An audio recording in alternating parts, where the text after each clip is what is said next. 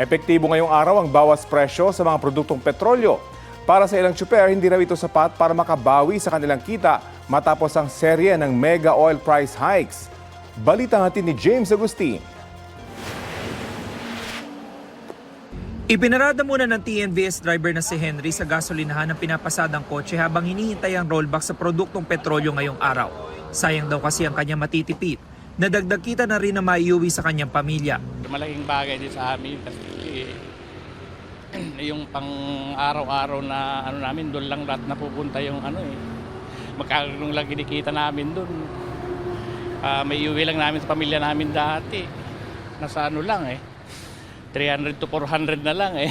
Nagpakarga naman ang taxi driver na si Albert bago bumiyahe.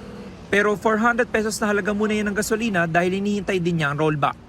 Mamaya na lang ulit dadagdag para mas maganda-ganda. Dadagdagan ng bawas. Ganun lang din naman uli yan, itataas uli. Wala naman kabuhay-buhay yung ganyan, lokohan lang. Taong bahay na naman pinahirapan eh.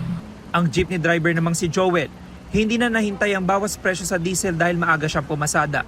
600 pesos ang pinakarga niya dahil yun pa lang ang hawak niyang pera. Baka mamaya na lang pag ikot pa.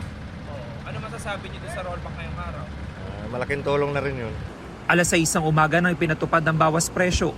Mahigit 4 na piso ang tapya sa kada litro ng gasolina habang mahigit 20 piso sa diesel.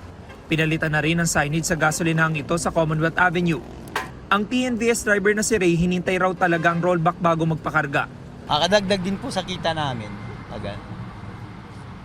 Laking bagay yung yung 5 piso ata, 4 pesos. Kasi kung magbagas ka ng 20 liters, so 4 pesos sa 20 liters, malaking bagay na rin po yun. Pag-arahin na rin ang jeepney driver na si Gerald mula sa 12 oras sa pamamasada pero 300 pesos lang ang kanyang kinita. Napunta raw ito sa 600 pesos sa pinakarga niyang diesel. Ito lang po yung pinera ko, no? Barya lang din po yung iuwi ko.